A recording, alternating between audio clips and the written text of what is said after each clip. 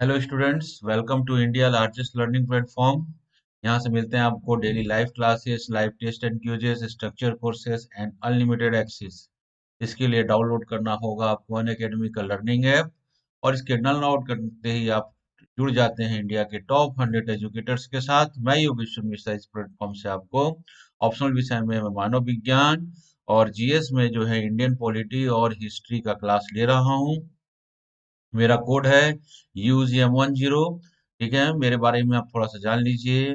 मैंने जो है अभी पिछले 12 वर्षों से जो है मैं यूपीएससी सिविल सर्विसेज एग्जामिनेशन के लिए तैयारी करवा रहा हूँ। और मेरे द्वारा जो है बहुत सारे कंपटीशन के ऊपर बुक्स लिखे गए हैं। और मैंने जो है एंथ्रोपोलॉजी विषय के साथ लेकर, और मैंने मुख्य परीक्षा 4 बार दिया है और 2 बार जो है इंटरव्यू फेस किया है। और कभी भी मेरे जो है जीएस कोर्स में जो है कभी भी जो है 300 से नंबर से कम नहीं आए हैं।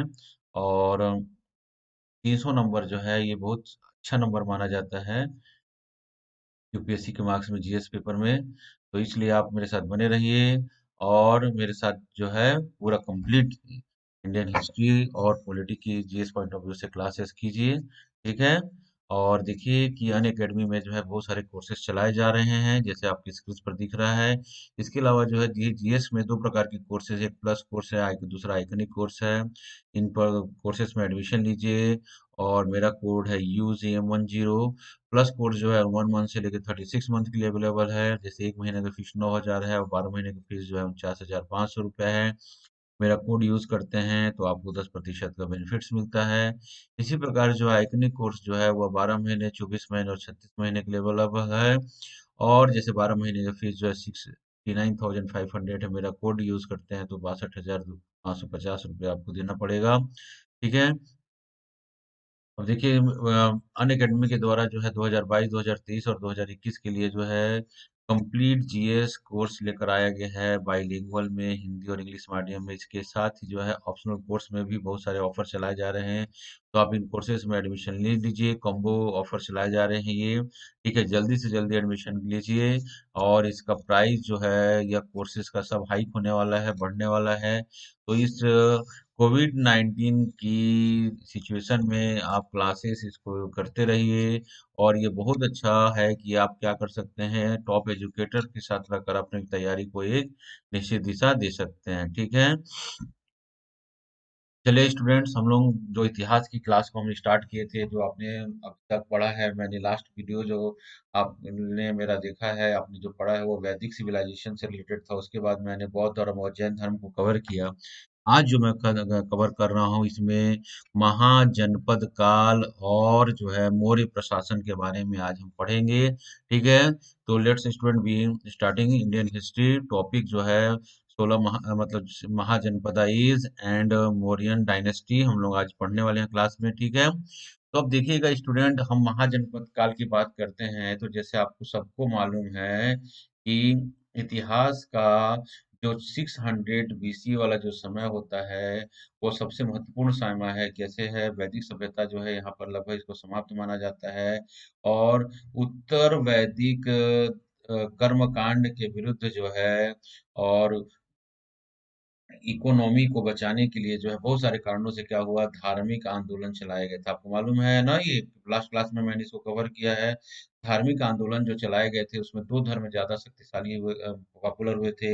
एक था बौद्ध धर्म और दूसरा क्या था, जैन धर्म, जैसे आप जानते हैं। ठीक है। और यह जो समय है, अब क्या हो रहा था स्टूडेंट्स, कि जैसे कभी पहले, इससे पहले हम पढ़े ना वैदिक काल में कबीला था। कबीला से बड़ी यूनिट क्या बन गई थी, जनपद। और जनपद जो है अब किसमें कन्वर्ट हो रहा है, महाजनपद में बढ़ रहे हैं। ठीक है। और इसके साथ ही क्या हो रहा था, राजा की शक्तियां भी दिन प्रतिदिन बढ़ते चले जा रही थी। ठीक है। अब मतलब क्लियर है। अब जनपद भी क्या हो रहे हैं, यूनाइट होकर एक अपने क्षेत्र साम्राज्य का फैलाव कर रहे हैं। और किसमें कन्वर्ट हो रहा है, महाजनपद में हो रहा है। ठीक है। तो लगभग 600 ईसा पूर्व, 600 600 BC या ईसा पूर्व के समय हम पूरे अगर भारतवर्ष को देखते हैं तो पूरा भारतवर्ष जो है, मोस्टली जो पूरा आर्यावर्त है जिसको हम बोल रहे हैं, वह 16 महाजनपदों में विभाजित था। किसमें विभाजित था, 16 महाजनपदों में विभाजित था। जैसे आपके स्क्रीन पर दिख रहा है, यह 16 महापद देखिएगा कौन कौन से थे महत्वपूर्ण। जो 16 महा अंग है, मगध है, काशी है, कौशल है, वज्जी है, ठीक है, मल्ल है, चेदी है, क्लियर चीजें। और वत्स है, कुरु है, कुरु की राजधानी जो है थी इंद्रप्रस्थ था। पंचाल है, वत्स्य है, सूरसेन है, अश्मक है, अवंती है मतलब उज्जैन वाला, गंधार है और कंबोज है। तो ये जो है महत्वपूर्ण 16 महाजनपद थे। क्लियर चीजें हैं। तो मैप में अगर देखते हैं तो देखिएगा सबसे उत्तरी जो महाजनपद है कंबोज है, ठीक, उसके बाद गंधार है। और सबसे दक्षिणतम जो महाजनपद बोलेंगे गोदावरी नदी के किनारे जो है कौन सा है, असमक महाजनपद है। क्लियर चीज है ये। तो इस प्रकार हम देखते हैं पूरा आर्यावर्त जो है खासकर सबसे ज्यादा जो जनपद थे वह गंगा घाटी के मैदान में थे, क्योंकि यह बहुत ज्यादा क्या थी, यह उपजाऊ क्षेत्र था। ठीक है, क्लियर चीज है ये। और इसमें क्या हो गया, और यहाँ पर इस समय क्या कृषि मूलक अर्थव्यवस्थाएं थी। और ज्यादा मात्रा में जो है जंगलों को काट कर क्या इजी हो गया था, क्योंकि लोहे का आविष्कार पहले भी हो चुका था। ठीक है, और लोहे का आविष्कार होने से क्या अस्त्र शस्त्र में वृद्धि हो गई, इसलिए लोग क्या हो रहा है, जनपद महाजनपद में कन्वर्ट हो रहे हैं। क्लियर चीज है ये। क्षेत्र का विस्तार हो रहा है, साम्राज्यवादी नीतियां काम कर रही हैं। ठीक है, तो यह 16 महाजनपद जो थे वह उस समय विद्यमान थे, इसलिए इस पीरियड को कहा जाता है महाजनपद काल कहा जाता है। क्लियर चीज है ये। और देखिएगा ईसा पूर्व छठी शताब्दी के आसपास जो है पूरा भारत जो है 16 महाजनपदों का शासन था। और धीरे धीरे स्टूडेंट्स इन 16 महाजनपदों में जो है ना मगध महाजनपद जो है सर्वशक्तिशाली होता चला गया था। खासकर मगध महाजनपद जो सबसे शक्तिशाली हुआ वह बिंबिसार और अजात शत्रु के समय हुआ था। क्लियर चीजें। तो बिंबिसार और अजात शत्रु के समय जो है यह महाजनपद शक्तिशाली हो गया था।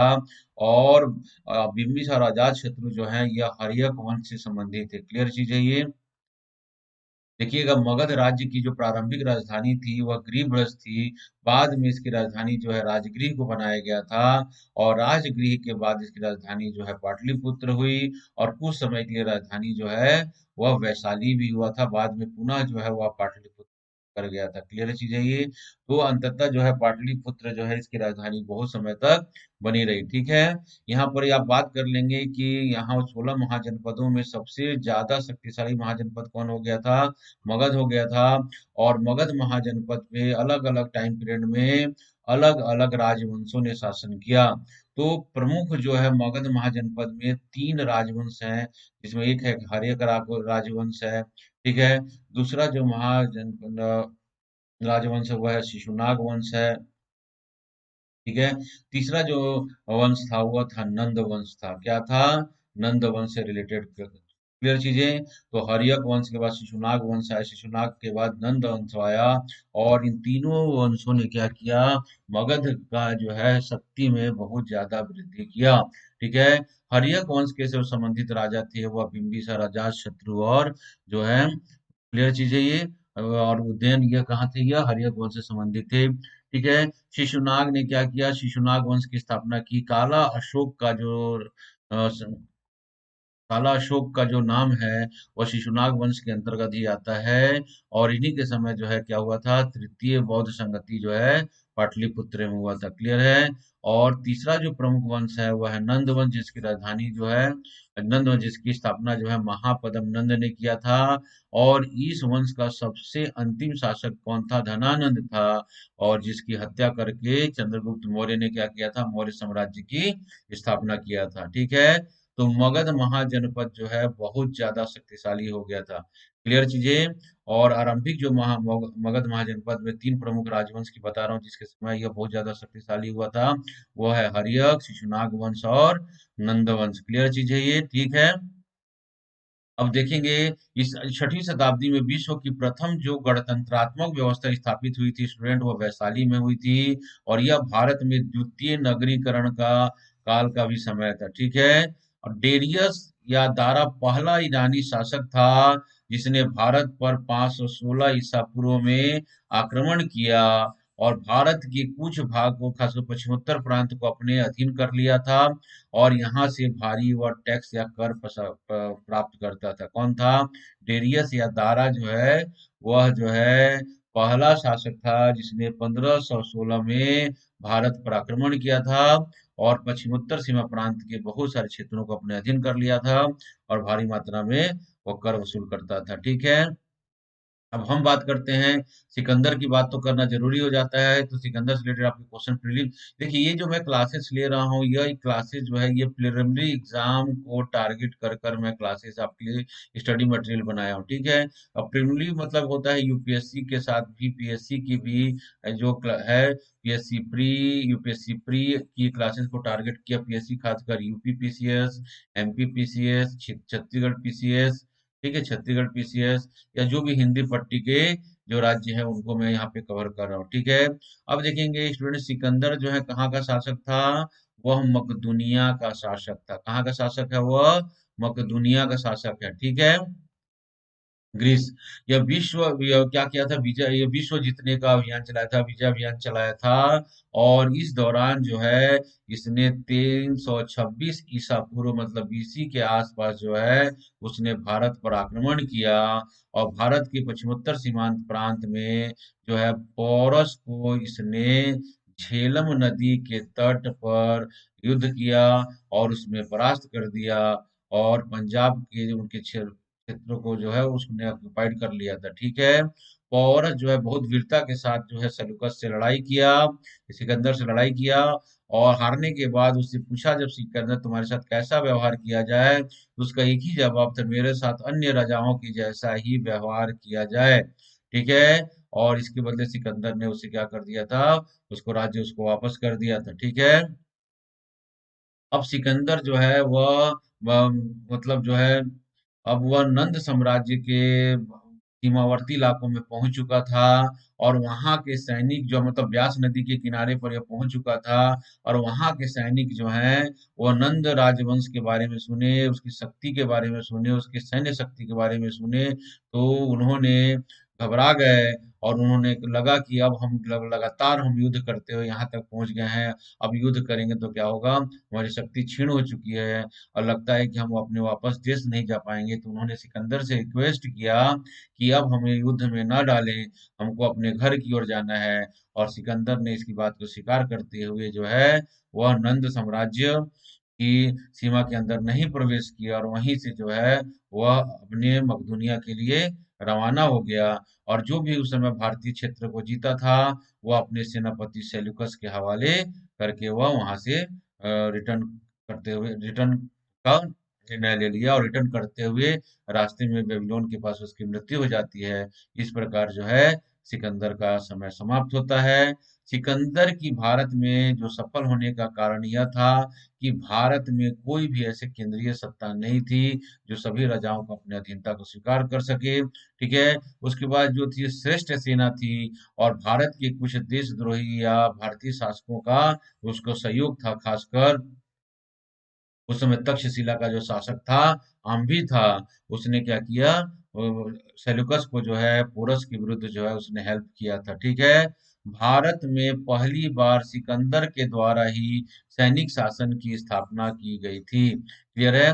इस प्रकार जो है अगर क्वेश्चन आता है कि सिकंदर ने जब भारत पर आक्रमण 326 ईसा पूर्व के आसपास किया तो भारत पर जो है या मगध में किस राजा का शासन था, तो उस समय स्टूडेंट नंद मगध में जो है वह धनानंद का शासन था, जिसकी हत्या कर कर 323 ईस्वी में चंद्रगुप्त मौर्य ने क्या किया, नंद वंश को स्थापित किया। तो यह बात आप लोग याद रखिएगा, इससे रिलेटेड क्वेश्चंस आपके एग्जाम में अक्सर आते हैं। तो यह जो है 1600 मतलब 600 बीसी में 16 महाजनपदों के समय की बात हुई। हमने मगध साम्राज्य में कुछ शुरुआती तौर पर जब जब मगध साम्राज्य जब सबसे ज्यादा पावरफुल बन रहा था तो तीन प्रमुख राजवंश थे, हर्यक वंश, शिशुनाग वंश और नंद वंश के बारे में पढ़ा। क्लियर चीज है ये। सिकंदर के बारे में पढ़ लीजिए। अब आते हैं हम लोग मौर्य साम्राज्य के बारे में, जो मगध की गौरव को जो है वह पूरे भारतवर्ष में स्थापित करता है और अपने साम्राज्य की सीमाएं जो है मौर्य साम्राज्य ने क्या किया, अपने मगध साम्राज्य की जो सीमाएं हैं उसको बहुत ज्यादा विस्तृत किया। और यह अशोक के समय, और यह जो समय है मगध मौर्य साम्राज्य का, वह 323 ईसा पूर्व से लेकर जो है 184 या कहीं कहीं बुक में जो 185 दिया है, तो कंफ्यूज होने की जरूरत नहीं है। ठीक है, 323 ईसा पूर्व से लेकर 184 या 322 ईसा पूर्व से लेकर 185 ईसा पूर्व तक दोनों ही चीजें सही हैं। क्लियर चीजें ये, तो इनमें कंफ्यूज नहीं होना है। और ये मौर्य साम्राज्य के बाद हम पढ़ते हैं, एक विशाल साम्राज्य की स्थापना जो है अशोक के द्वारा किया गया था। इसके संस्थापक जो हैं, वैसे मौर्य साम्राज्य के जो संस्थापक हैं वो कौन थे? चंद्रगुप्त मौर्य थे। कौन थे? चंद्रगुप्त मौर्य। और चंद्रगुप्त मौर्य के ही कदमों पर चलकर अशोक ने क्या किया? एक विशाल साम्राज्य की इसने स्थापना की थी। ठीक है। तो जब हम मौर्य साम्राज्य की बात करते हैं तो मौर्य साम्राज्य के बारे में जानने के लिए ये जो स्रोत हैं उसको हम दो भागों में बांटते हैं। एक स्रोत जो होता है वो क्या होता है? साहित्यिक स्रोत होता है, और दूसरा जो है पुरातात्विक स्रोत होता है। क्लियर चीजें ये, तो साहित्यिक जो स्रोत है उसमें देशी साहित्य के साथ साथ विदेशी साहित्य है, और पुरातात्विक साक्ष्य में जो भी हमें खुदाई से जो भी चीज एविडेंस मिलते हैं, खासकर अशोक की स्तंभ जो है महत्वपूर्ण है। ठीक है। देशी साहित्य के अंतर्गत हम देखते हैं संस्कृत, पाली और प्राकृतिक ग्रंथों को इसमें रखा गया है। मौर्य शासकों की वंशावली और उनके प्रमुख कार्यों और तत्कालिक सामाजिक धार्मिक स्थिति की भी जानकारी हमें प्राप्त होती है। ठीक है। मौर्य के वंश के बारे में वस्तुतः हमको जानकारी जो है वह जो है कौटिल्य के अर्थशास्त्र से मिलती है। और अर्थशास्त्र जो है उस समय का महत्वपूर्ण सामाजिक और राजनीतिक और आर्थिक जो है ग्रंथ था। ठीक है। दूसरा महत्वपूर्ण पुस्तक जो है वह मुद्रा राक्षस है, जिसकी मुद्रा राक्षस की रचना जो है और विशाखा दत्त के द्वारा की गई थी। ये इसमें इन्होंने चंद्रगुप्त मौर्य ने कैसे जो है चाणक्य की सहायता से धनानंद का वध किया और मौर्य साम्राज्य की स्थापना की, उसका एक नाटक का रूपांतरण जो है वह मुद्रा राक्षस में किया गया है। ठीक है। इसके अतिरिक्त इस नाटक से मौर्यकालीन सभ्यता और संस्कृति की भी हमको जानकारी प्राप्त होती है। क्लियर चीज है ये। ठीक। अब देखते हैं हम इसके अलावा पुराण, कुछ पुराणों से भी हमको मौर्य के विषय में जानकारी मिलती है। क्लियर चीज है ये। कुछ पुराणों से भी हमें क्या होती है? मौर्यों के विषय में जानकारी मिलती है। उदाहरण के लिए विष्णु पुराण से यह पता चलता है कि मौर्य वंश के संस्थापक चंद्रगुप्त का जन्म जो है नंद राजा की मूरा नामक स्त्री से हुआ था, और इस प्रकार यह ब्राह्मण ग्रंथ चंद्रगुप्त मौर्य को शूद्र या नीच कुल में उत्पन्न बताता है। ये पुराणों के माध्यम से जाकर माना जाता है। इसके अलावा बहुत सारे ऐसे बौद्ध लिटरेचर हैं जिसके माध्यम से हमको मौर्य शासन के बारे में जानकारी मिलती है। जैसे दीपवंश है, क्या है? दीपवंश है, महावंश है, दिव्यदान है, अशोकावदान है, मंजूश्री मूलकल्प है। ठीक है, मिलिंद पन्नो है। ये सारे क्या है? बौद्ध लिटरेचर है जिसके माध्यम से हमको जो मौर्य काल के इतिहास के बारे, सॉरी, हाँ, के बारे में जानकारी मिल रहा है। इसी प्रकार जैन साहित्य से भी हमको मिलता है, खासकर परिशिष्ट पर्व और कल्प सूत्र के माध्यम से हमको जानकारी मिल रहा है। क्लियर चीजें। इसके अलावा बहुत सारे विदेशी यात्री थे, जैसे मैगस्थनीज का इंडिका भी उस समय जो है बेहतरीन पुस्तक में, जैसे अर्थशास्त्र वैसे ही मैगस्थनीज का इंडिका जो है वहाँ उस समय के सामाजिक, आर्थिक और राजनीतिक स्थिति के बारे में हमको जानकारी मिलती है। इसके अलावा दूसरा यूनानी राजदूत जैसे जो है डायोनियसस की भी व्यक्ति था, जिसने बिंदुसार के दरबार में आया था और कुछ दिनों तक यहाँ पर रहा था, और भारतवर्ष के बारे में महत्वपूर्ण जानकारी इससे मिलती है। इसके अलावा स्ट्रेबो, डायोडोरस, एरियन आदि के ग्रंथों से भी हमको इसके मौर्य काल के प्रशासन के बारे में जानकारी मिलती है। इसके अलावा चीनी यात्री फाहियान और वेनसांग के यात्रा विवरण से भी हमको मौर्यकालीन इतिहास के बारे में जानकारी मिलती है। पुरातात्विक साक्ष्यों को अगर देखते हैं तो अशोक के अभिलेखों से हमको जो है बहुत सारी जानकारी जो है धर्म के बारे में, भाषा के बारे में, सामाजिक व्यवहार के बारे में जानकारी मिलती है। उसमें स्तंभ लेख हैं, गुहा लेख हैं, शिला लेख हैं, बृहद शिला लेख हैं, क्लियर है, लघु शिला लेख हैं। इस प्रकार के बहुत सारे शिला लेखों से हमको क्या रही है? मौर्यकालीन इतिहास के बारे में हमको जानकारी मिल रही है। क्लियर है चीजें ये। ठीक।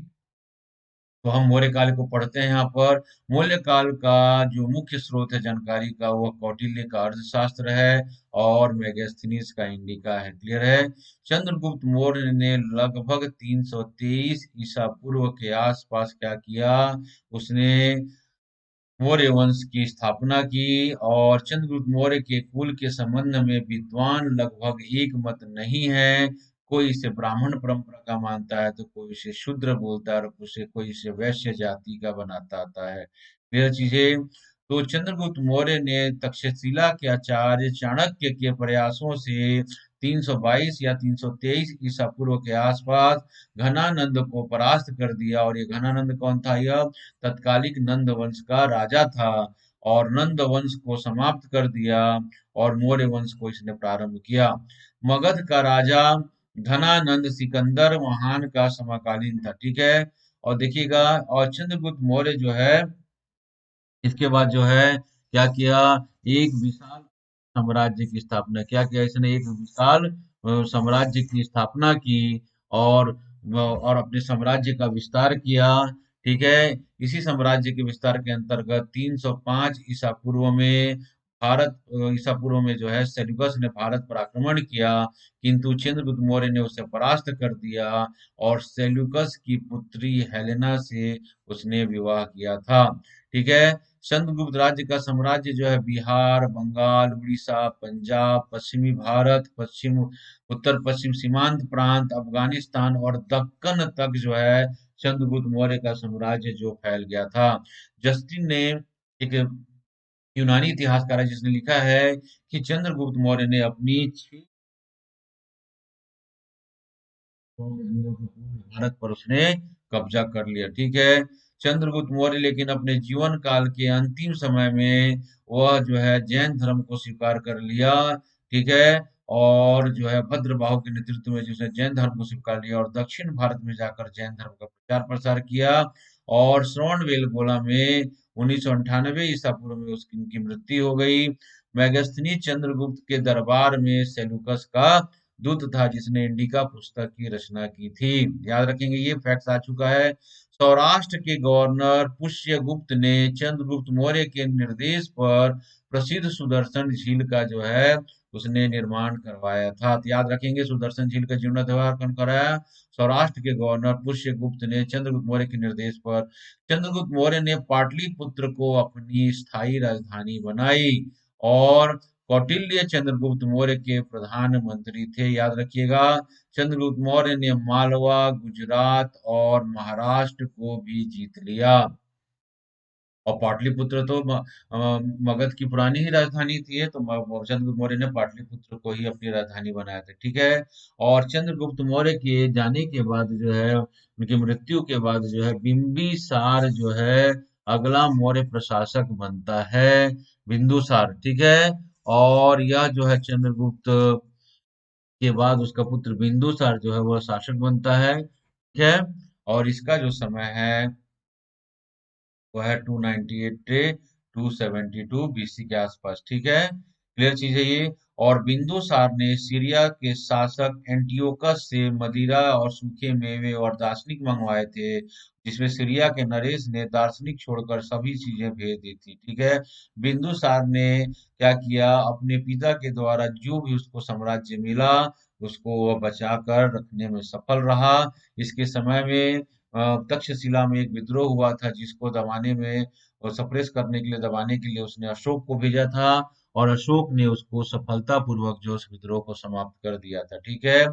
और बिंदुसार के मरने के बाद जो है उसका पुत्र अशोक जो है अगला शासक बनता है 279 में। ठीक है। बिंदुसार के मरने के 3 साल बाद जो है वह शासक बन पाता है। इसका कारण यह है कि बिंदुसार के सूत्रों में क्या हो रहा है, सत्ता को लेकर संघर्ष हो रहा था, और इस सत्ता के संघर्ष को लेकर अंतिम रूप से सफल कौन हो रहा है? अशोक होता है। और 269 में उसका राज्याभिषेक होता है, और वह जो है बौद्ध अनुयायियों बौद्ध साहित्यों के अनुसार जो अशोक कैसा माना जाता है, उसने 99 भाइयों की वध करके 269 में सम्राट बना था।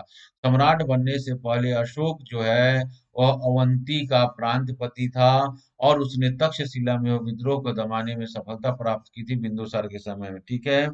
और अशोक जो है सत्ता पर बैठने के बाद जो है उसने जो है साम्राज्य विस्तार की नीति का पालन किया, और उसने पूरे भारतवर्ष में जो है अपने साम्राज्य की स्थापना की। और उसके साम्राज्य का दक्षिणी विस्तार जो है वह चोर चेर पांड्य के राज्य की सीमाओं को टच करने लगा, और उत्तर में वह इसकी सीमाएं जो हैं वह ईरान इराक के बॉर्डर सीमाओं को टच करने लगी। और इधर जो है असम मतलब कामरूप द्वीप तक, कामरूप देश तक जो है इसका साम्राज्य फैला हुआ था। क्लियर है चीजें? तो एक विशाल साम्राज्य की स्थापना जो है अशोक के द्वारा किया गया। देखिएगा अशोक का साम्राज्य देखेंगे, ये दक्षिण में यहाँ तक इसका अशोक का साम्राज्य है। चोर चेर पांड्य जो है इसकी दक्षिणी सीमा पे है।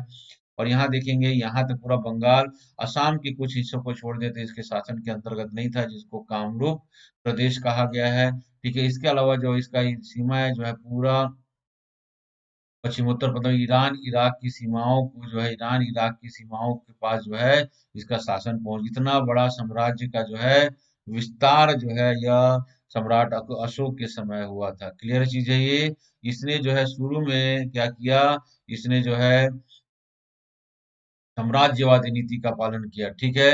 लेकिन इसी कड़ी में देखिएगा कलिंग युद्ध होता है 261 ईसा पूर्व में। और कलिंग जो है वह अशोक के समय जो है क्या होता है, बिंदुसार के समय ही कलिंग स्वतंत्र हो जाता है और मुगल और साम्राज्य की अधिसत्ता को स्वीकार नहीं करता है, और उसका सामरिक दृष्टि से ज्यादा महत्वपूर्ण था। इसलिए उन्होंने कलिंग जीतने का अभियान चलाया, और 261 पूर्व में कलिंग राज्य पर उसने आक्रमण कर दिया।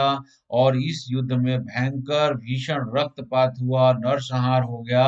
और इसके पश्चात इस युद्ध में तो विजय अशोक विजयी रहा, और युद्ध की जो भयानकता रूप देखकर पता नहीं क्या हुआ, अशोक का हृदय जो है वह द्रवित हो गया, और उसने युद्ध का परित्याग कर राज्यद्रोहण के 9वें वर्ष जो है उसने बौद्ध धर्म स्वीकार कर लिया। और उसने बौद्ध धर्म के प्रचार प्रसार हेतु अथक प्रयास किए, और देश विदेशों में भी क्या किया उसने अपने राजदूत भेजा, अपने पुत्र और पुत्रियों को भी, खासकर संघमित्रा को भी और महेंद्र को भी श्रीलंका में जो है वह बौद्ध धर्म का प्रचार प्रसार के लिए भेजा, ठीक है।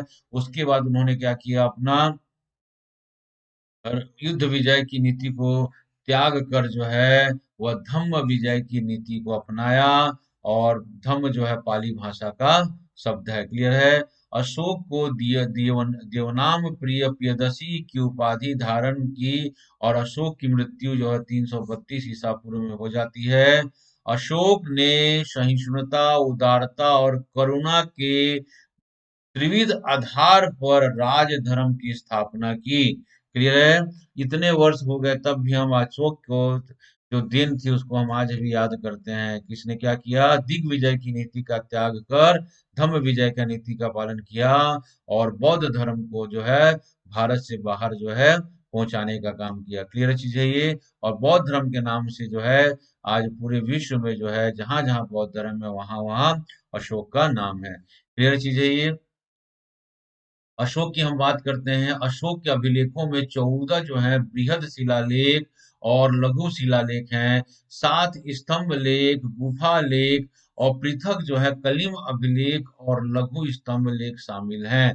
अशोक के प्रस्तर स्तंभ एकाश्म, शानदार पॉलिश और शुंडाकार शेफ्ट वाले हैं। इसके पत्थर प्रायः चुनार से लाए जाते थे।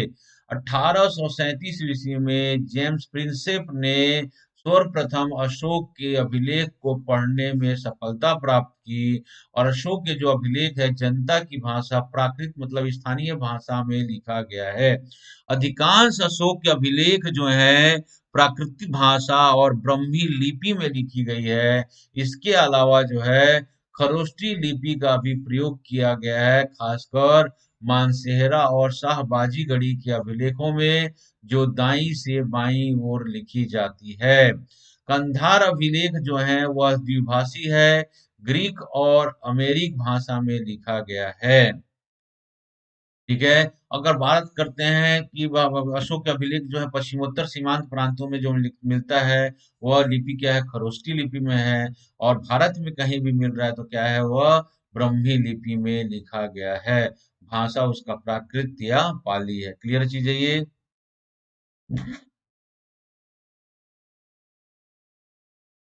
बृहद शिलालेख में धम्म और प्रशासन का वर्णन है। ठीक है। मस्की गुजरा अभिलेखों में अशोक का नाम मिलता है, जबकि अन्य अभिलेखों में उनका नाम जो है देवनाम प्रिय संबोधन से कहा गया है। तो अशोक के प्रमुख अभिलेख 13वां अभिलेख जो है वह यूनानी राज्यों का अभिलेख है। 13वें अभिलेख में ही कलिंग युद्ध का वर्णन है। सारनाथ स्तंभ भारत सरकार का राष्ट्रीय चिन्ह है। मस्करी गुजरा में जो है मस्की और गुजरा में जो अशोक का नाम लिखा गया है। कंधार जो है वह दो भाषाओं में, ग्रीक और अमेरिक भाषा में। मानसेहरा और साहबगढ़ी का जो है खरोष्टी लिपि में है। मोस्टली जो अशोक का अभिलेख है वो क्या है, वह ब्रह्मी लिपि में लिखा गया है। भाषा जो प्राकृत या पाली है। ठीक है। भब्रू अभिलेख में अशोक गौतम बुद्ध के त्रिरत्न पे विश्वास व्यक्त करता है। और भ्रमरू स्तंभ लेख में अशोक ने स्वयं को मगध का सम्राट बताया है। रुमिनदई अभिलेख में करों की छूट एवं वृद्धि से संबंधित स्थानों की यात्राएं की बात की गई है। उसने अपने करों की छूट और बुद्ध से संबंधित स्थानों की यात्राओं पर बात की गई है। अशोक ने अपने राज्य की सीमा पर बसने वाले चोल, पांड्य, केरल पुत्रों और सतीय पुत्रों का उल्लेख किया है। सती पुत्रों की पहचान अभी तक नहीं हो पाई है। अशोक के 13वां अभिलेख जो है कलिंग युद्ध की विजय का इसमें वर्णन किया गया है। ठीक है। महान सम्राट अशोक सम्राट के दूसरे और 13वें शिलालेख में दक्षिण के राज्य संगम राज्य तथा श्रीलंका के बारे में जानकारी प्राप्त होती है। ठीक है। 13वें अभिलेख में विदेशी यूनानी राज्यों का उल्लेख है, जिनमें अशोक के मैत्रीपूर्ण संबंध थे। अशोक द्वारा निर्मित सारनाथ स्तंभ में ही भारत सरकार ने राष्ट्रीय चिन्ह ग्रहण किया है। याद रखेंगे, अशोक के संदर्भ में बहुत इंपॉर्टेंट है। जो एग्जाम में आपके क्वेश्चंस आते हैं वह सारा चीज जो है मेरे क्लास में आपको फैक्ट के साथ और कॉन्सेप्ट के साथ फैक्ट के साथ मैं आपको करूंगा। क्लियर है चीजें, सारा डिक्टेट यहाँ पे होगा। ठीक है। मौर्य साम्राज्य का अंतिम शासक जो है वह बृहदरथ था। ठीक है। कल्हड़ की राज तरंगणी के अनुसार अशोक ने श्रीनगर की स्थापना की थी। क्लियर चीजें। अशोक ने अपने जीवन काल में ही 84,000 स्तूपों का निर्माण करवाया। बौद्ध धर्म से हमको, बौद्ध लिटरेचर से हमको इस बात की जानकारी मिलती है। अशोक ने बराबर और दशरथ ने नारगाजुनी गुफाएं आजीवकों को समर्पित किया था। अशोक के गुरु जो है उपगुप्त थे, जिन्होंने उसे दीक्षा दी थी। और अशोक ने अपने पुत्र महेंद्र और पुत्री संघमित्रा को बौद्ध धर्म के प्रचार के लिए श्रीलंका भेजा। और श्रीलंका के शासक तिस्सा ने भी देवनाम प्रिय तथा प्रियदर्शी की उपाधियां धारण की थी। क्लियर है। अशोक 250 ईसा पूर्व में पाटलिपुत्र में तृतीय बौद्ध संगति का आयोजन करवाया, और जिसकी अध्यक्षता जो है मुगली पुत्तिष्य ने की थी। क्लियर चीजें। मयूर पर्वत, अर्धचंद्र की छाप वाली आहत मुद्राएं जो हैं वह मौर्य काल की सामान्य मुद्राएं थी। और पर्ण चांदी का सिक्का था, जो विनिमय मानक मुद्रा थी। क्या थी? जो विनिमय मानक मुद्रा थी। ठीक है। अशोक के गवर्नर यवनराज तुषाफ ने सुदर्शन झील से नहरें निकलवाई थी फॉर इरिगेशन पर्पज। फिर चीजें ये मैगस्थनीज की इंडिका में पाटलिपुत्र के प्रशासन का वर्णन है। और यहीं पर लिखा है कि भारत में दास प्रथा नहीं है। उनके अनुसार भारत में 7 जातियां थी, लेकिन भारत में जो है जो है 7 जातियां थी। भारत में दास प्रथा का प्रचलन था भी। ठीक है। क्लियर चीजें। तो ये मौर्य काल से संबंधित जो है कुछ स्पेशल फैक्ट्स हो गए।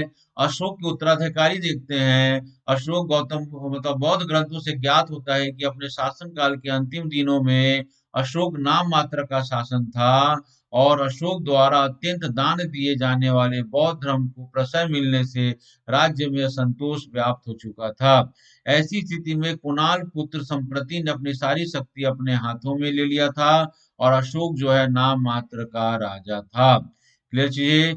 232 ईसा पूर्व में अशोक की मृत्यु के साथ ही मौर्य साम्राज्य के बुरे दिन प्रारंभ हो गए और आने वाले कुछ 40-45 वर्षों में ही पूरा साम्राज्य जो है पतन हो जाता है। क्लियर चीजें। तो इसको देखते हैं। अशोक के जो उत्तराधिकारी, आपसे क्वेश्चन आता है उसका नाम देख लीजिएगा, क्रमशः कुणाल।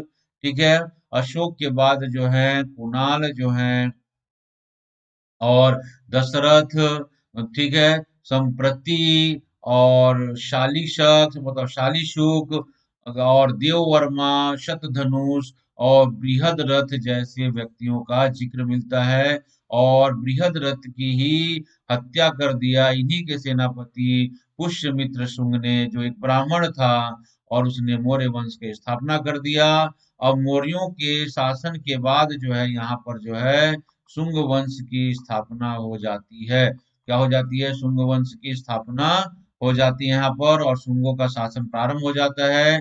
पुष्यमित्र शुंग ने जो है जनता को अपने कॉन्फिडेंस में लेकर क्या किया था? बृहद्रथ की हत्या की थी। इसलिए जो है कोई ऐसा विद्रोह नहीं हुआ था। क्लियर चीजें।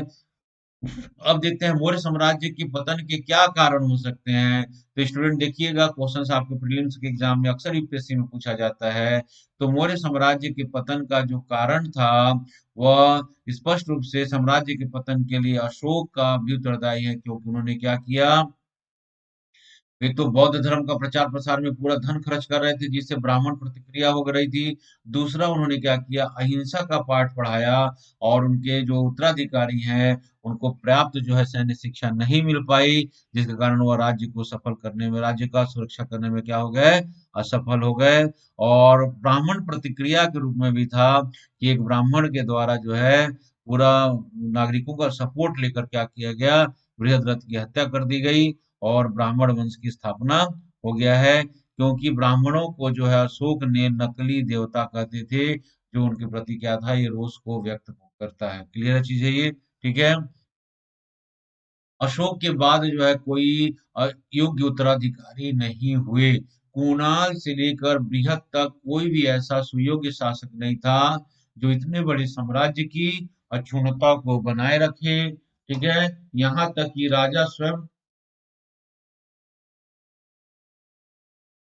दृढ़ इच्छा शक्ति और प्रशासनिक इच्छा शक्ति का इनके अंदर अभाव था। ठीक है।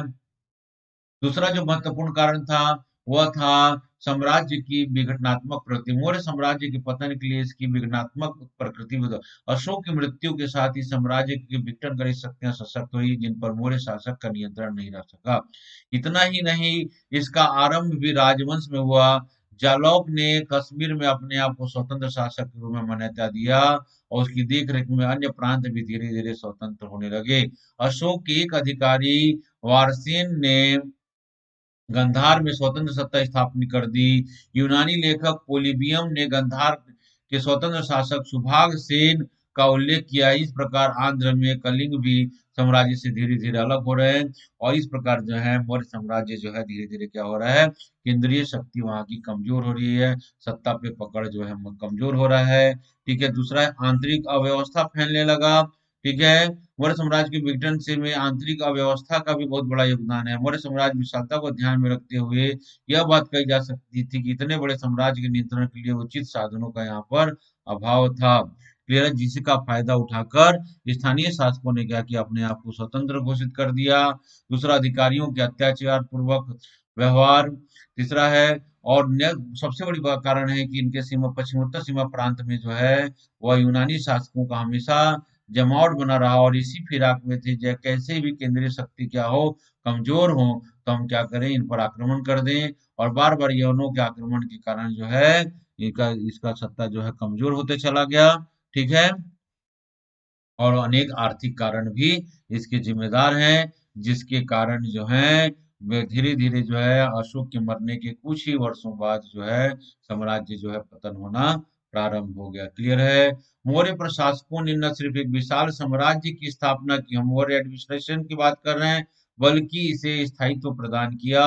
और लगभग जो है यह दो 323 ईसा पूर्व से लेकर 184 ईसा पूर्व तक जो है मौर्य प्रशासन चलता रहा।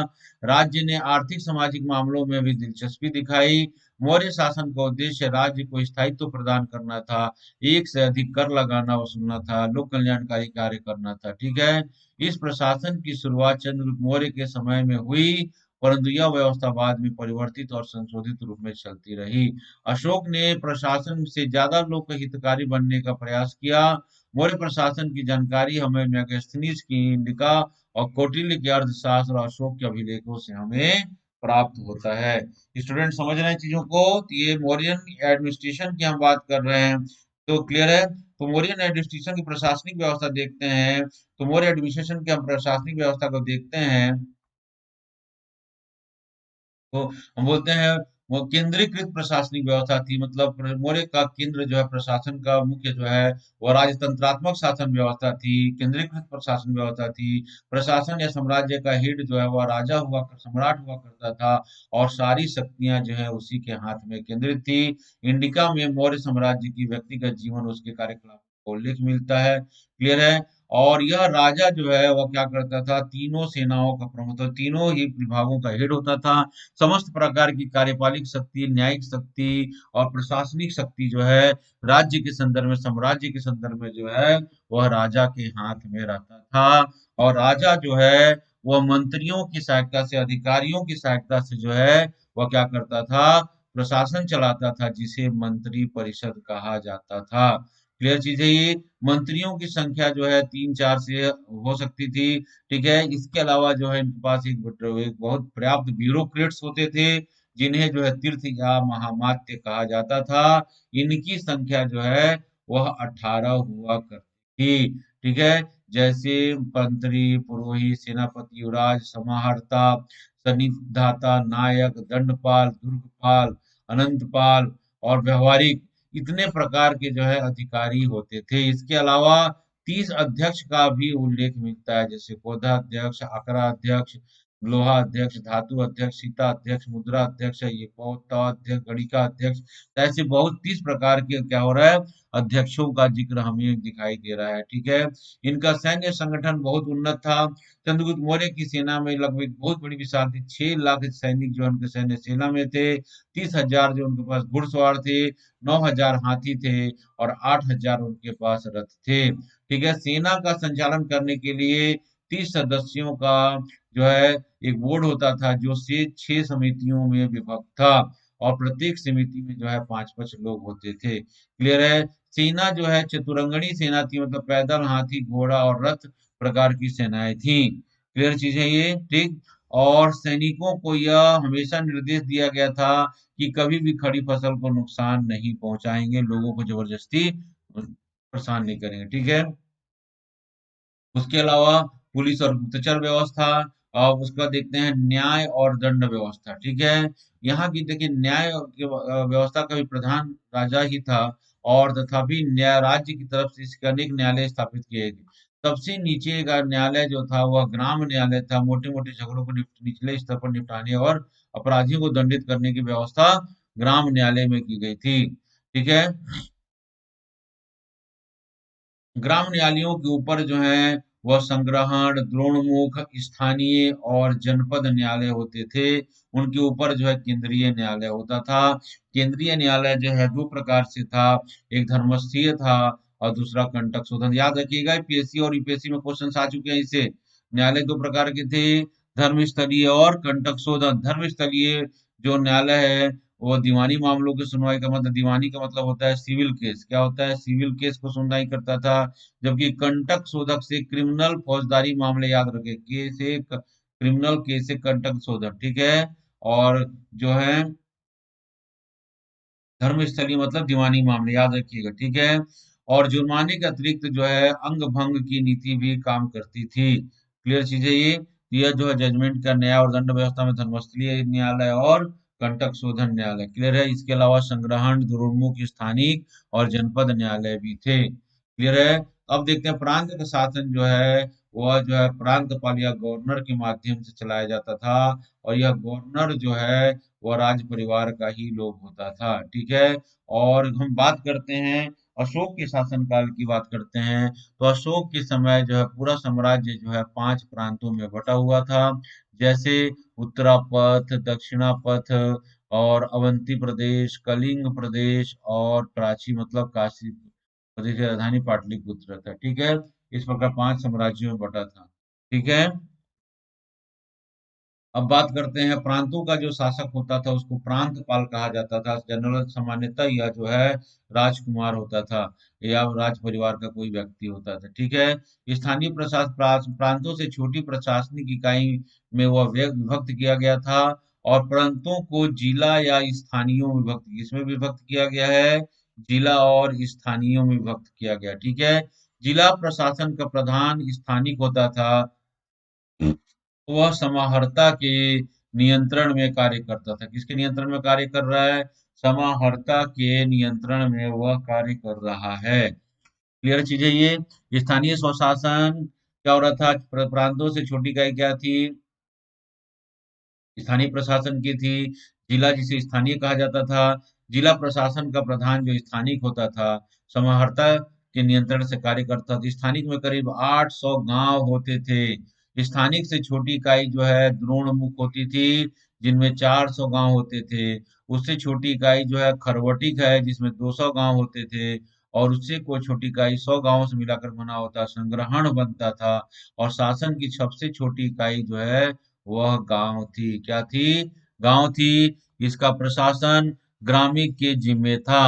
यह निश्चित करना कठिन है कि ग्रामीण की नियुक्ति राज्य द्वारा होती थी या ग्रामीण स्वयं ही उसे चुनते थे, परंतु इतना निश्चित है कि वह गांव के बुजुर्ग की सहायता से प्रशासन चलाता था, और राजस्व मामले और कुछ मामलों में समस्याओं का वह क्या करता था? निपटारा करता था। वह अपराधों को रोकथाम में भी मदद करता था।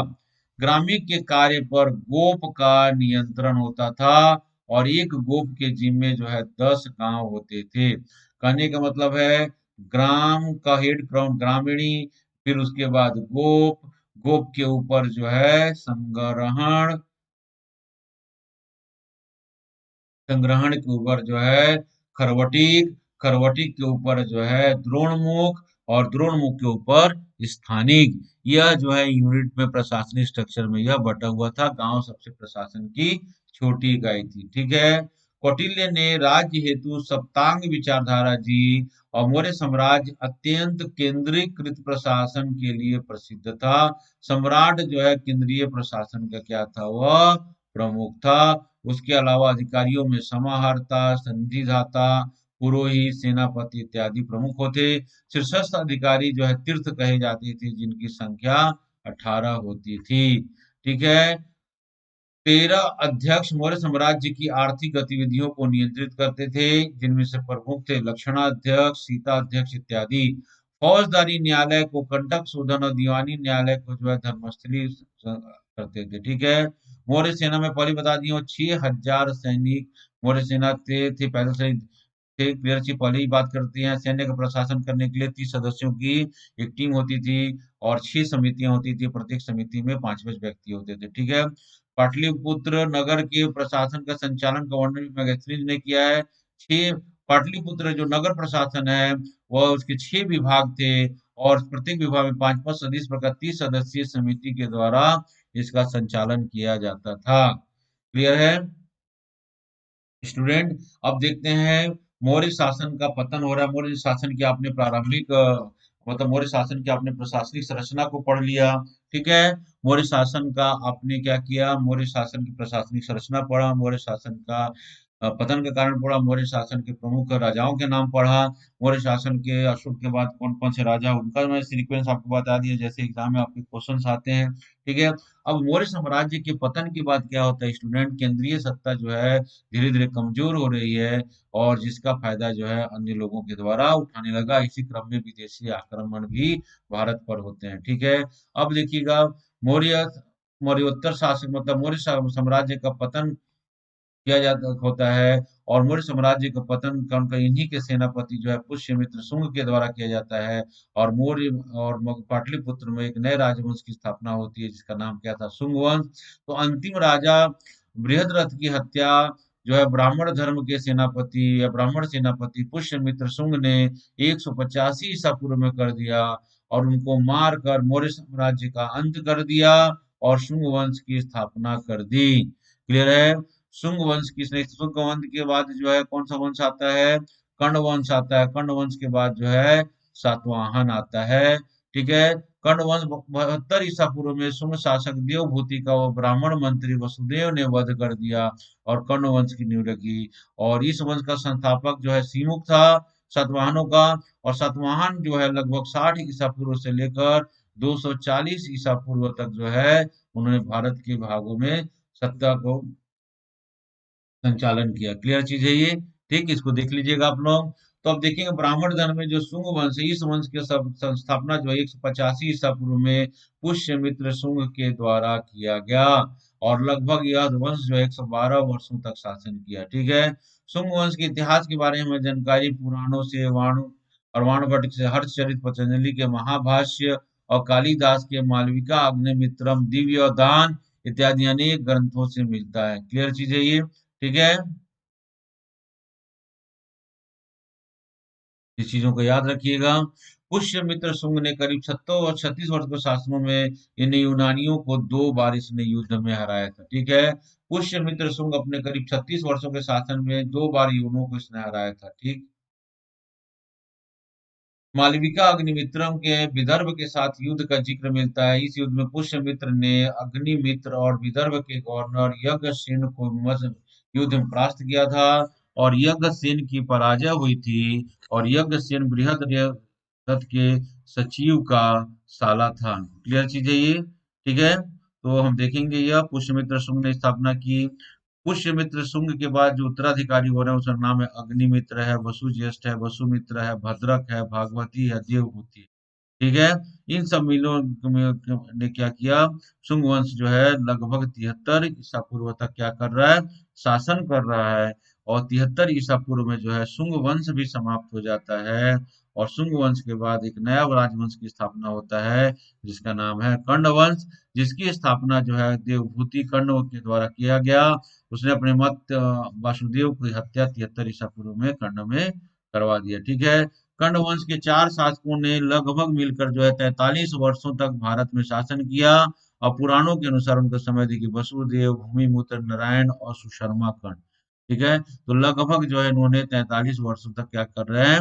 शासन किया है। ठीक है।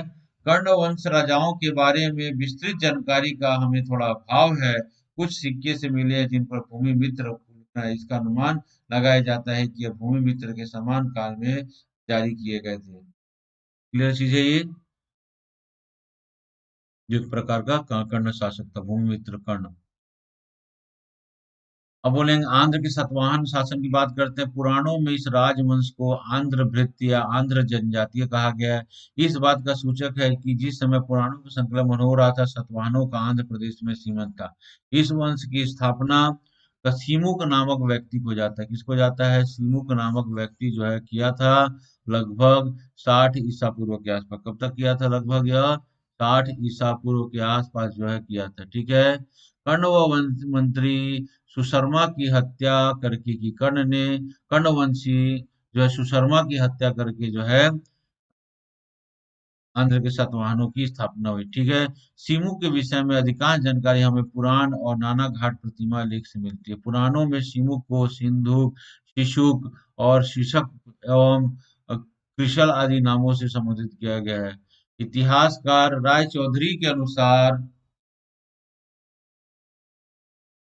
देखेंगे सिमुक ने 60 से लगभग 37 ईसा पूर्व तक क्या किया?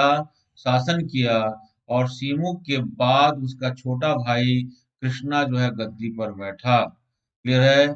इस और कृष्ण के बाद उसका पुत्र जो है सतकर्णी जो है वो प्रथम मतलब सतकर्णी शासक बना और यह सातवाहन वंश का प्रथम सतकर्णी उपाधि धारण करने वाला राजा बना। इसके बारे में हम वो नागलिका और नाना घाट अभिलेख से महत्वपूर्ण जानकारी प्राप्त होती है। क्लियर है? अब देखेंगे सातवाहनों का सबसे प्रतापी राजा जो था वह गौतमी पुत्र सतकर्णी हुआ, जो सातवाहन वंश का 23वां राजा था। कौन था? गौतमी पुत्र सतकर्णी। और उसके शासन काल के बारे में जानकारी जो है 106 से लगभग 130 ईस्वी तक हमको प्राप्त होती है। कब तक? 106 से लेके 130 ईस्वी तक प्राप्त होती है। ठीक है। और यह बहुत प्रतापी राजा था। क्लियर चीज है ये। इसने बहुत बार जो है विदेशियों को, मतलब यूनानियों को युद्ध में परास्त किया था। क्लियर चीज है ये। ठीक है। अब देखेंगे जैसे गौतमीपुत्र सतकर्णी के बाद जो है धीरे धीरे जो है सातवाहन साम्राज्य का गौरव खत्म होने लगा। और सातवाहन जो राज्य है लगभग तीसरी सदी आते आते जो है सातवाहनों की सत्ता क्षीण होने लगी। और कुछ क्षेत्रीय राजवंशों ने अपने आप को स्वतंत्र घोषित कर दिया। इसमें से प्रमुख है महाराष्ट्र नासिक के जो हैं अभीर, वरार विदर्भ के वकाटक, उत्तरी कनारा के कुंतल, आंध्र प्रदेश के इक्ष्वाकु और दक्षिण पूर्व के पल्लव। ठीक है। दक्षिण पूर्व के कौन है? पल्लव जो है महत्वपूर्ण है। कौन? पल्लव। ठीक है। आंध्र प्रदेश के कौन है? इक्ष्वाकु हैं। ठीक है। और महाराष्ट्र के जो है वकाटक हैं, सॉरी, विदर्भ के जो है वकाटक हैं। और महाराष्ट्र के जो है क्या हैं? अभीर हैं। क्लियर चीज है ये बात को आप लोग याद रखिएगा। ठीक है। वकाटक के बारे में थोड़ा पढ़ते हैं। वकाटक सातवाहनों के उपरांत वकाटक जो है दक्कन की शक्ति पर एक बहुत बड़ी शक्ति के रूप में उभरे। और तीसरी सदी से लेकर छठवीं शताब्दी तक दक्षिण और मध्य भारत के अधिकांश भागों में यह शासन किया। इनका जो है गुप्तों के साथ जो है इनका वैवाहिक संबंध स्थापित हो गया। और गुप्तों के ठीक है। और वकाटक वंश का वास्तविक संस्थापक जो है विंध्य शक्ति है, और जिनको श्रीलोकों में वकाटक वंश केतु कहा गया है। यह विष्णु बुद्धि गोत्र का ब्राह्मण था। और विंध्य शक्ति की तुलना इंद्र और विष्णु से की जाती है। विंध्यपति का पुत्र जो है उत्तराधिकारी जो है हरिति पुत्र प्रवरसेन हुआ। और एकमात्र वकाटक राजा था जिसे सम्राट की इसने उपाधि धारण की। वकाटक के संदर्भ में पढ़ लिया था। वकाटक राज्य का विस्तार जो है बुंदेलखंड से प्रारंभ होकर दक्षिण में हैदराबाद तक था। क्लियर चीज है ये। और लगभग चौथी और पांचवी सदी में वकाटक जो है अपने चरम सीमा पे था। ठीक है। इन्होंने गुप्त वंश के साथ किया क्या? उसने वैवाहिक संबंध स्थापित किए। गुप्त साम्राज्य चंद्रगुप्त द्वितीय ने अपनी पुत्री प्रभावती का विवाह जो है गुप्त नरेश जो है रुद्रसेन द्वितीय के साथ किया।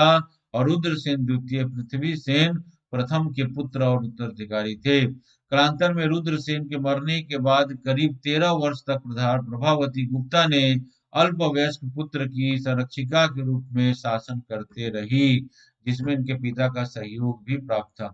प्रभावती के पुत्र दामोदर ने प्रवरसेन की उपाधि धारण की और प्रवरपुर नगर की स्थापना की। ठीक है। वाकाटक नरेश प्रवरसेन द्वितीय की रुचि साहित्य के क्षेत्र में थी, इसलिए उन्होंने सेतु बंध नामक रचना लिखा, ग्रंथ की रचना की थी। ठीक है। ये सब पढ़ेंगे। वाकाटकों की वसुकलामा या मूल्य मुख्य शाखा का संस्थापक प्रवरसेन प्रथम पुत्र सर्वसेन था। उसने वस्तु गुल्मा को अपनी राजधानी बनाकर धर्म महाराजा की उपाधि धारण की। उसे प्राकृतिक ग्रंथ और हरि विजय एवं गाथा सप्तती के कुछ अंशों का लेखक भी माना जाता है। याद रखेंगे ये। ठीक है। प्रवरसेन का प्रथम पुत्र सर्वसेन था। उसने वस्त्र गुल्मा को अपनी राजधानी बनाकर धर्म महाराज की उपाधि इसने धारण की। क्लियर है? तो प्रवरसेन, हेतु प्रवरसेन द्वितीय ने महाराष्ट्रीय लिपि सेतु बंध ग्रंथ की रचना, रावणसो हो भी कहा जाता है कि रचना की। ठीक है। ये देख लेंगे आप लोग वाकाटक से। ठीक है। तो आपने क्या देखा? अभी आपने देखा है पूरा, हमने मगध राजवंश देखा, मगध में हमने मौर्य राजवंश देखा। फिर मौर्योत्तर काल में जो है प्रमुख जो है राजवंश उधरे, जिसमें कौन कौन से हैं? शुंग वंश है, कर्ण वंश है, सातवाहन वंश है। इसको हमने देखा। ठीक है। अब मौर्य सत्ता की पतन के बाद क्या हो रहा है? पश्चिमी भारत में यूनानी और मध्य एशिया में साइथियन शासन की स्थापना हो रही है। ठीक है। ठीक है। तो भारत में जो है, अगर मान लीजिए मौर्य साम्राज्य का जब पतन होता है तो भारत में कुछ विदेशी शक्तियां जो इसके सीमावर्ती क्षेत्रों में रहती थी, उनको भारत में आने का क्या हो रहा है, मार्ग प्रशस्त हो रहा है। और इस क्रम में जो है, इस में वो भारत आती है, तो भारत में आने का सबसे पहला जो सीक्वेंस था वो ये यूनानियों का था। उसके बाद शक आए, फिर पर्शियन आए, फिर कुषाण आए। उसके लिए मैं कोड बनाए हूँ यूएसपी के, तो आप लोग देखिएगा, यूनानी, शक, पर्शियन और कुषाण। ठीक है, पहले जो ईनानी है उसके बारे में देखते हैं। ईसा पूर्व ईनानी जो है हमेशा भारतीय 5वीं सदी से हुए भारत के पश्चिमोत्तर सीमा प्रांत पर वह बने रहे थे। ठीक है। ईसा पूर्व दूसरी सदी के प्रारंभ में अफगानिस्तान, पश्चिमोत्तर प्रांत और बैक्ट्रियाई या भारत यूनानी राज्य स्थापित था। बैक्ट्रियाई शासक भारत से में होने सोने के सिक्के चलाने के लिए प्रसिद्ध थे। ठीक है। सबसे प्रसिद्ध यूनानी शासक उस समय का था मिनांडर था। हुआ, उसने भारतीय स्रोतों में उसे मिलिंद के नाम से जाना जाता है। और इसकी राजधानी जो है साकल थी। उसे नागार्जुन या नागसेन ने बौद्ध धर्म की दीक्षा दिया। और मिनांडर और नागसेन के जो विवाद हैं, वाद विवाद हैं, प्रश्नोत्तरी है, वो भाषा के रूप में मिलिंद पन्नो ग्रंथ के रूप में स्थापित किया गया है, संकलित किया गया है। क्लियर चीज है ये। तो पहला जो हिंदू यूनानी शासक जो है मौर्योत्तर पीरियड में भारत पर आक्रमण किया, वह कौन था? मिनांडर था। और मिनांडर और नागसेन के मध्य जो है वो एक वाद विवाद या चर्चा का विषय रहा है, बौद्ध धर्म से रिलेटेड। उस पर एक लिटरेचर लिखा गया है जिसका नाम क्या है? मिलिंद पंडो। किसका नाम क्या है? मिलिंद पंडो नाम है। ठीक है। तक्षशिला के एक यूनानी शासक ने मगध के दरबार में एक दूत भेजा, हेलियोडोरस को दूत भेजा, जिसने भागवत धर्म स्वीकार कर लिया था। और विसनगर में गरुड़ स्तंभ का जिसने निर्माण करवाया था। हेलियोडोरस को विसनगर अभिलेख वासुदेव से समर्पित है। याद रखेंगे। क्लियर है। तो बैक्ट्रियन वाला यूनानी शासक में हमने क्या पढ़ा? मिनांदर पढ़ा। फिर हेलियोडोरस एक दूत को देखा। ठीक है। उसके बाद जो है यूनानियों के बाद जो का आते हैं, शक का आते हैं। शक कहाँ के निवासी थे? या मध्य एशिया के निवासी थे। उज्जैन का रुद्र दामन जो है सर्वाधिक शक शासक शक शासक था। उसने लगभग 71 एडी के आसपास जो है शक संवत प्रारंभ किया, जो आज भारत का राजकीय कैलेंडर है। रुद्रसेन ने स्वयं के वैस से मौर्यों के समय बनाए गए सुदर्शन झील का जीर्णोद्धार करवाया। क्या करवाया? सुदर्शन झील को क्या करवा रहा है? जीर्णोद्धार करवा रहा है। ठीक है। अब देखते हैं पार्थियन की बात करते हैं हम।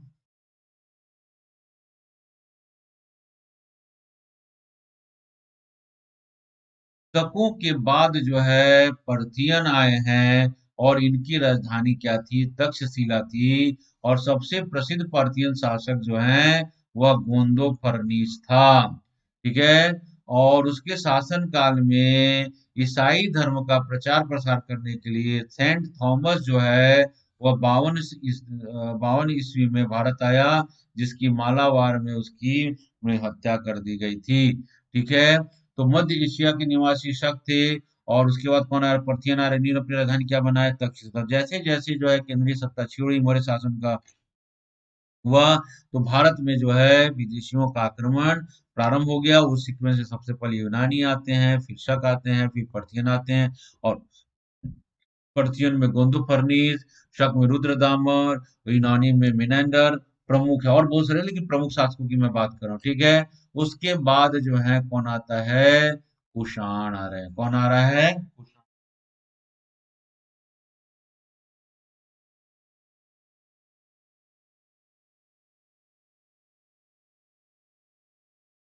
आप देखेंगे कुषाण वंश का प्रथम शासक जो है कुजुल कैडफिस था। और इस वंश का सबसे प्रतापी जो शासक था वह कनिष्क था, 78 से लेकर 163 ईसा में। ठीक है। और इसके साम्राज्य के मध्य एशिया से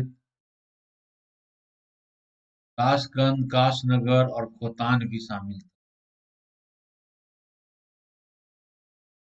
ठीक है।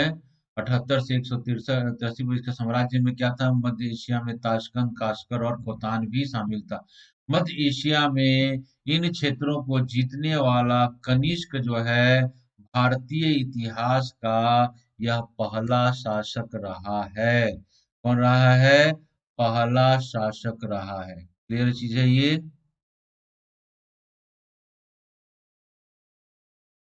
ठीक, याद रखिएगा इसको। कनिष्क ने अपने साम्राज्य की दो राजधानियां बनाई। एक था पुरुषपुर और दूसरा था मथुरा। क्लियर चीज है ये? ठीक है। कनिष्क ने 78 ईस्वी में सिंहासन को प्राप्त किया, राज्याभिषेक करवाया और अपने कैलेंडर चलाया जिसका नाम था शक संवत, जो आज भारत का जो है क्या है, राजकीय कैलेंडर है, ऑफिशियल कैलेंडर है। कनिष्क ने महायान बौद्ध धर्म ग्रहण किया।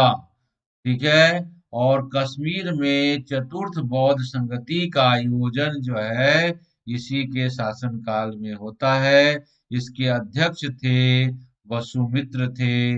अश्वघोष और वसुमित्र दोनों ने कनिष्क के समकालीन थे और बुद्ध की खड़ी प्रतिमा कुषाण काल में ही बनवाई गई थी। कनिष्क की प्रथम राजधानी पुरुषपुर थी और दूसरी राजधानी मथुरा थी, जैसे पहले ही बता दिया। कनिष्क के समय बौद्ध धर्म का हीनयान और महायान में विभाजित हो जाता है। रूढ़िवादी हीनयान का केंद्र कौशाम्बी था, और इसका प्रचार प्रसार श्रीलंका, वर्मा और दक्षिण पूर्व एशिया में हुआ, जबकि महायान अपेक्षाकृत प्रगतिशील था और पाली के स्थान पर इसने संस्कृत का प्रयोग किया और महायान मत में बुद्ध को ईश्वर मानकर उसकी मूर्ति पूजा की गई है। ठीक है। अब हमको बात कर रहा हूँ, जैसे ही क्या हो रहा है, मौर्य साम्राज्य का पतन हो रहा है, भारत पर विदेशी आक्रमण हो रहा है। इस चक्र में यूनान, शक, पर्शियन और कुषाण आए हैं। ठीक है। कुषाण में सबसे शक्तिशाली राजा क्या था? कनिष्क था। और यह कनिष्क का जो है साम्राज्य है। देखिए कनिष्क का साम्राज्य जो भारत में कहाँ तक फैला हुआ था। देखिए सब चीजों को। ठीक है। यह कनिष्क का साम्राज्य देखेंगे पूरा ही, पूरा जो है कनिष्क का साम्राज्य है। ठीक है। ये कनिष्क का साम्राज्य है।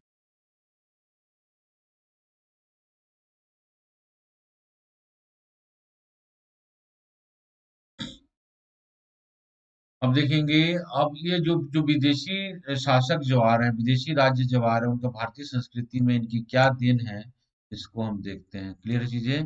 इन विदेशी शासकों का भारतीय संस्कृति में क्या देन है उसको हम यहाँ पर देखते हैं। ठीक है। देखिएगा, व्यापार, प्रशासन, धर्म और कला के क्षेत्र में क्या है? देखिएगा, कुषाणों का सिल्क मार्ग पर पूरा अधिकार था और सिल्क मार्ग जो है चीन से प्रारंभ होकर ईरान, पश्चिम एशिया के रोमन साम्राज्य तक जाता था। ठीक है। और कालांतर में यूनानी, शक और पर्शियन और कुषाण जो हैं वो भारतीय समाज में विलीन हो गए और विदेशी शासक वर्ग के लोगों को हिंदू समाज में द्वितीय श्रेणी के क्षत्रियों के रूप में इसे शामिल किया गया।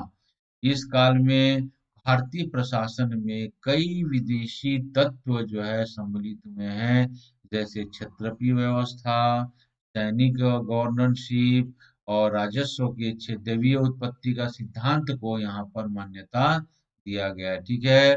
नारगुजुनिकोंडा और अमरावती जो है इक्ष्वाकुओं के समय बौद्ध संस्कृति के महत्वपूर्ण केंद्र बन गए थे। ठीक है।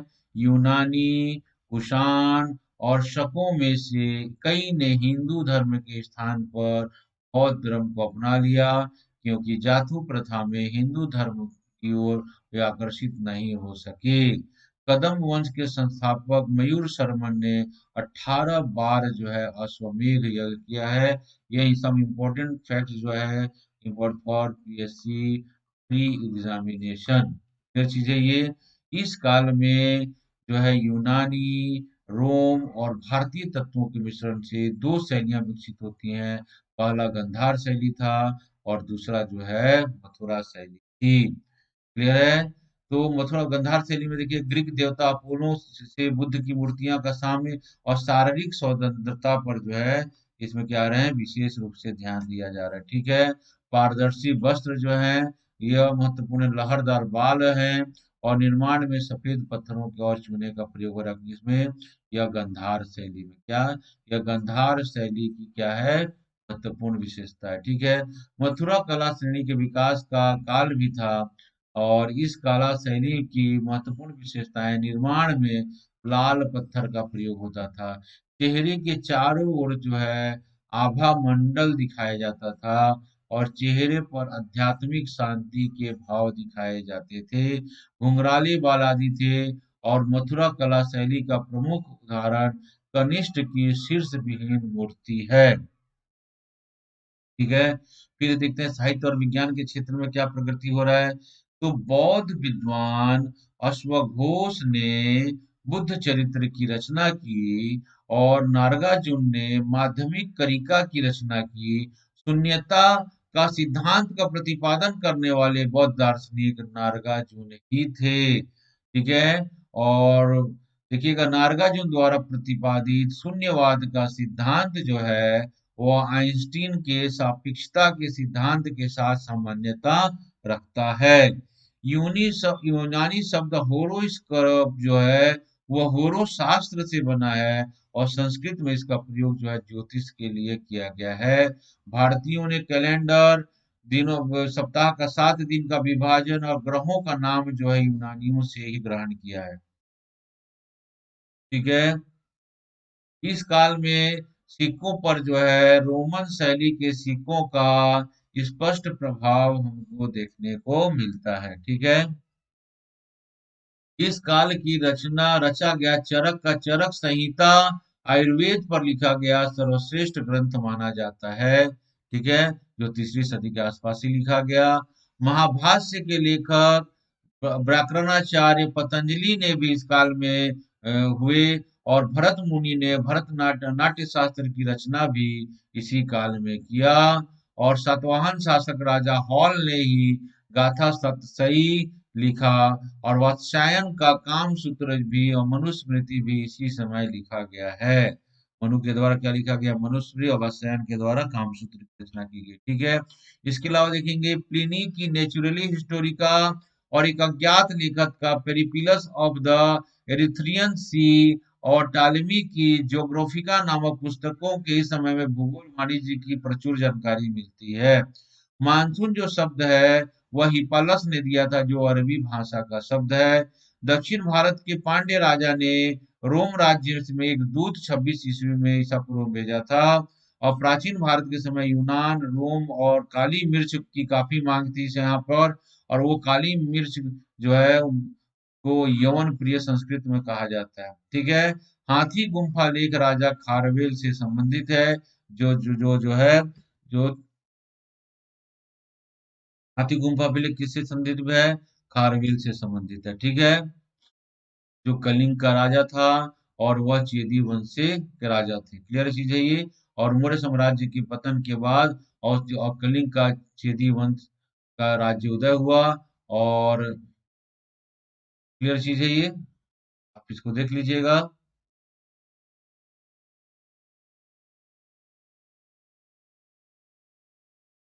हाथी गुम्फा अभिलेख खारवेल के व्यक्तित्व चरित्र की प्रशंसा की गई है।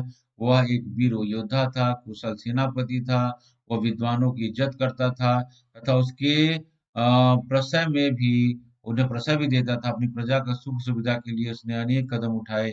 जैन धर्मावलंबी होते हुए भी सभी धर्मों के प्रति क्या था, वह सहिष्णु था। क्लियर चीज है ये।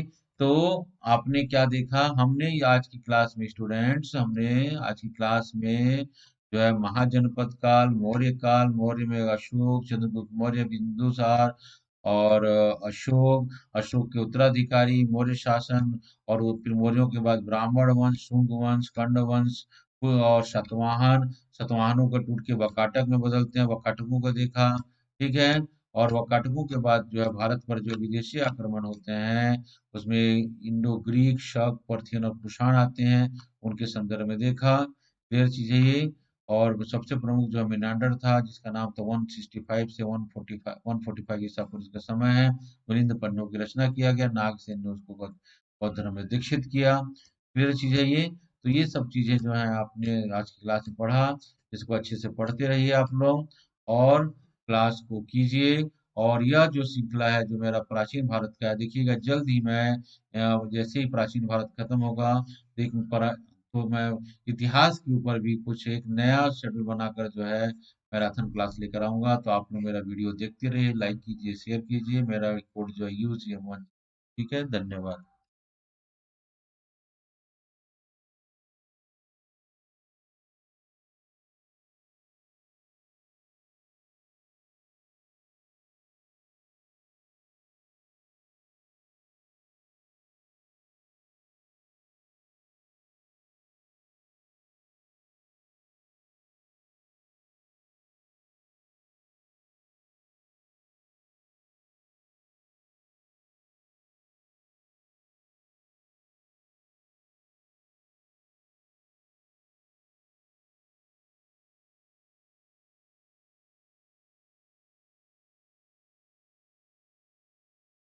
हाँ, अच्छा नहीं होते लोडिंग। रिकॉर्डिंग नहीं हुआ है क्या? देखिए उसको फिर से।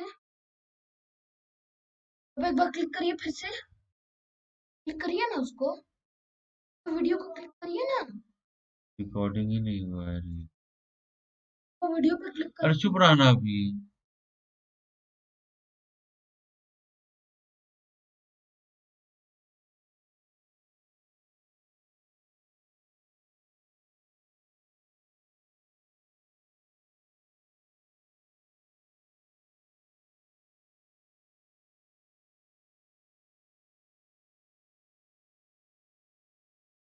अरे भाई तो रिकॉर्डिंग नहीं हुआ है यार। रिकॉर्डिंग ही नहीं हुआ है। क्या था यार, दिमाग खराब हो गया।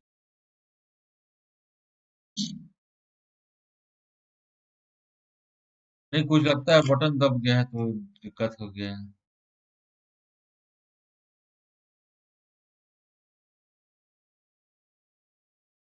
कहाँ हुआ है? चल ही नहीं।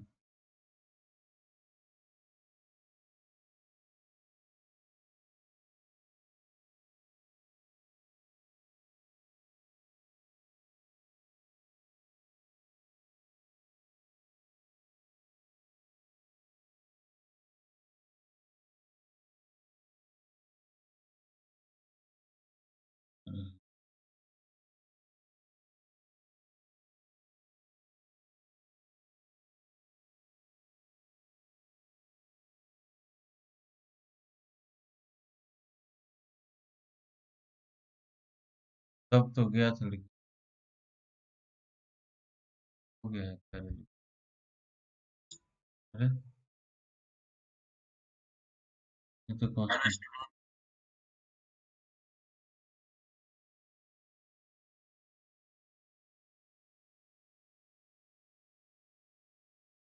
साला।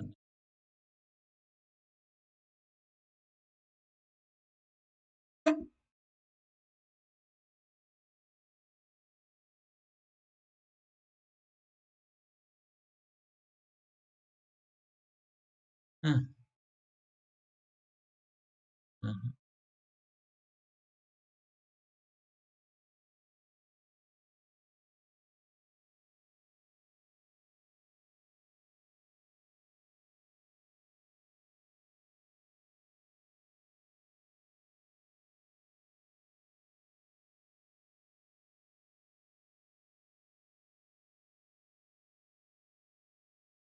वीडियो इसमें।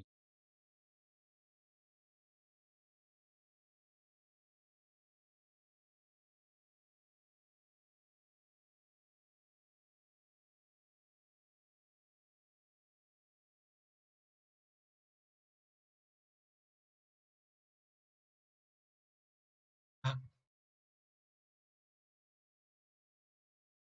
ऐसे कुछ फॉर्मेट गड़बड़ हो गया क्या है? हम्म,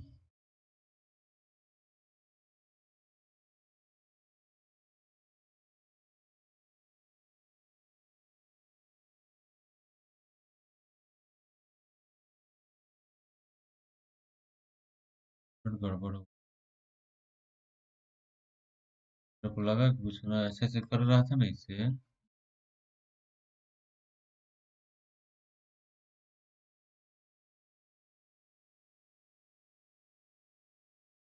तुमसे